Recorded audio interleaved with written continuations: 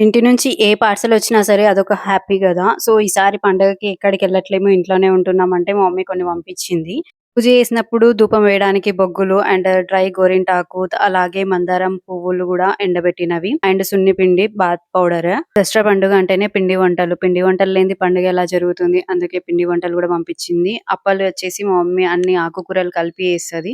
ఇంకా ఈసారి festival shopping అమ్మనే చేసింది. ఇంకా ఫస్ట్ వచ్చేసి హాఫ్ సారీ ఇది వేరే వీడియోలో క్లియర్‌గా ఎక్స్‌ప్లెయిన్ చేస్తాను. హాఫ్ సారీ ఎలా స్టిచ్ చేసుకున్నాను, ఏంటి ఏదనేది. నెక్స్ట్ ఇది గోల్డ్ అండ్ వైట్ కాంబినేషన్‌లో సారీ. అమ్మ అంటే ఇలానే ఉంటుందేమో, మనం అనుకునేది వాళ్ళకి అర్థమవుతుంది.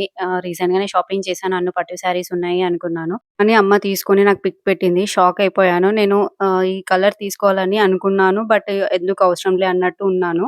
దాంట్లో కలంకారీ కట్ వర్క్ డిజైన్ వచ్చింది. చాలా అనిపించింది. నేనేదన్నా వేసుకుంటే ఆమె మురిసిపోతది. హ్యాపీగా ఫీల్ అయితది. అదేం పిచ్చో నాకు అర్థం గాదు.